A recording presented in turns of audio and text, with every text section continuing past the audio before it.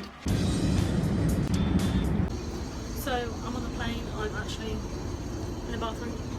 I'm just going to change into some comfy clothes. I just ordered my food for the journey. It's just over 12 hours the flight to Singapore, and now I've got a 4-hour wait. So we will see how this goes, and I already look really tired, red in the face.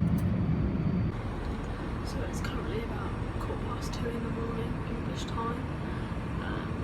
It's boiling hot on this plane, and I'm absolutely shattered. We slept for like the last 3 hours or so.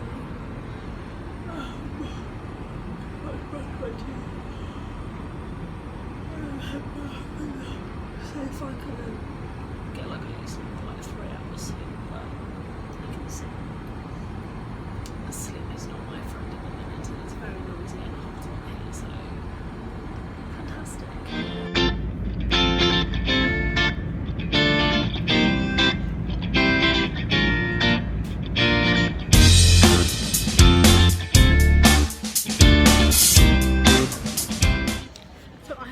In Singapore airport, my face is looking gross and disgusting.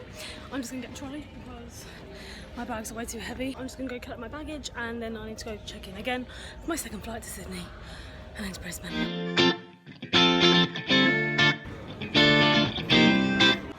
So I'm currently in a lift in Singapore airport, hunting down my fucking suitcase because the woman at Heathrow just messed everything up. So I'm gonna go see if I can get my clothes. So after about an hour and a half, I have all my luggage, and I'm now in another lift to go get some food before I can check in at 7, which is in like, I'm not sure actually how long, like 50 minutes I think.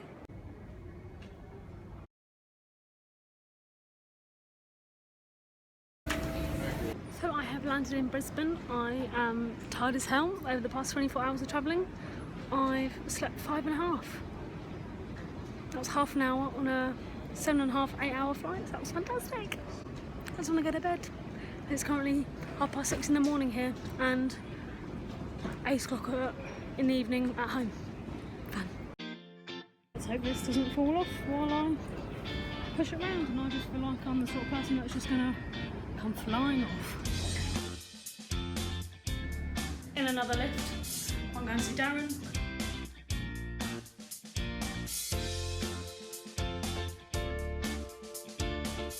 Oh, and I forgot to say, from getting off at Brisbane and then getting picked up by Darren in the car park, I lost my DSLR camera, Nikon. It just fell off the luggage trolley. Literally just fell off somewhere, and I retraced my steps. I couldn't find it anywhere, so I had to go to the information desk and report that I'd lost it.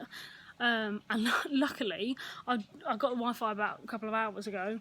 I had an email from her like less than 5 minutes after I'd left the information desk, with an email saying someone's handed it in, like come back, like don't leave the terminal. But I didn't have Wi-Fi then, so I didn't check. So luckily they have it, they've got it, and I have a month to collect it. So thank you to whoever handed it in. Praise you. So I thought I'd just do a little update about what has been going on, because basically, after I got to Singapore airport, it literally just went downhill. Even though there's probably some clips where it's just like, oh, passport and people and escalators and whatever. Literally, it went so bad. So I was flying through my dad's staff travel, technically on all my flights. So the one to Singapore was absolutely fine, and then if you're flying by staff, just be waitlisted, and then and then depending how busy the flight is, you get on or you don't. So it got to me signing in at Singapore to then fly to Sydney, to then from Sydney to Brisbane, and then they were like, we can't tell you anything until like 7 o'clock. I think I got in at like half five, so I had like 2 hours to kill. But then the lady down at Heathrow who checked me in had actually sent one of my suitcases to Sydney and one to Singapore, so then I wasn't actually allowed to check in until I had all my until I had all my luggage. So then I had to go around the airport for 2 hours, bearing in mind I had a 4-hour layover. For 2 hours, sort of trying to sort out lost and found. I was sat outside for just over an hour outside this like tiny little room with like 4 plastic seats outside, waiting for someone to tell me where my suitcase was. Luckily they managed to get off a plane and give it back to me. And then it got to like 10 to 7 and she was like, come back at 7, like to see if you can get on the flight. And then so I went there and it was 5 to 7, I got there. And then I got there at 5 to 7, so I thought I'll just wait a bit. And then it got to 20 to 8 and my flight was meant to be at 5 minutes past 8, and then they're like, yeah, you're not getting on this flight.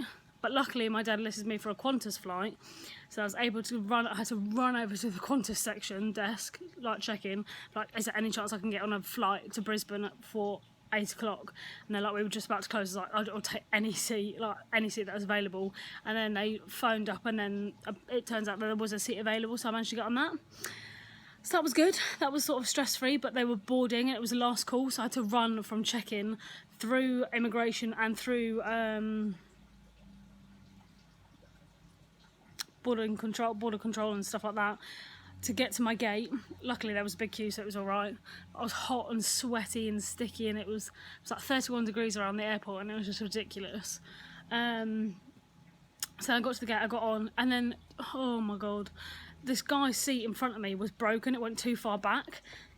Excuse me, so it took off like half my leg room, so I could, it was such an uncomfortable 8-hour flight. It was so annoying. So the person's seat in front of me was too far back and they couldn't fix it, but he was still allowed to sit there because the flight was absolutely packed. There was no spare seats that he could sit on. Oh, yeah. And then the guy next to me was asleep the whole time, so I didn't want to be like, oh, excuse me, like, can I get out? So I was literally sat in that seat for 8 hours straight, not going to the toilet, not stretching my legs or anything apart from underneath the seat, and I slept for half an hour. So the 23 hours to 25 hours I was travelling, I slept 5.5 hours in total, and it's currently like 11:30, 11:45 here, and I've just been doing some sunbathing and some swimming, and yeah, that's why my cheeks are all really rosy. I just thought I'd take a break because it's 33 degrees at 11 o'clock in the morning. I'm so tired, I'm still looking tired as hell, and I still need to have a shower, but I thought, you know what, I'll go for a swim and a sunbathe first. You know, get a bit of a tan on the first day, see how we go. But yeah, I'm gonna go back sunbathing and have a little swim and get back with you guys later.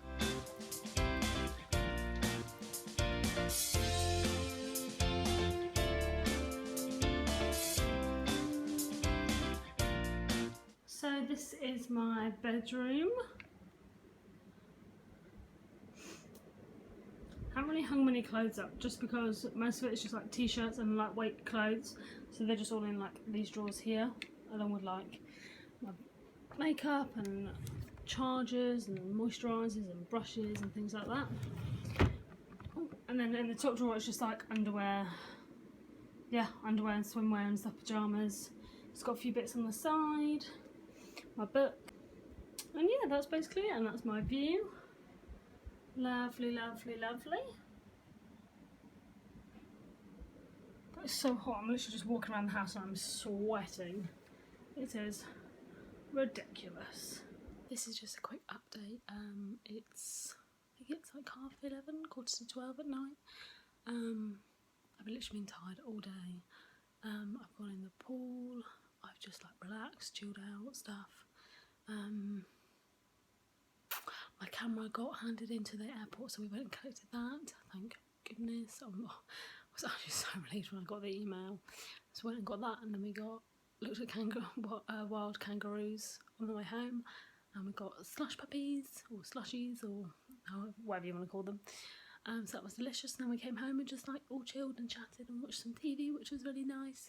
I was really tired earlier, but now I'm like more awake, but then we were just chatting and we've realised that it's the early afternoon at home, so I'm probably more awake now than I should be. I should be really tired, so hopefully I can sleep. Fingers crossed. So we'll see how that goes. But right now, I'm just going to say good night and hope that this is actually good night and not 2 hours time, but I'm wide awake.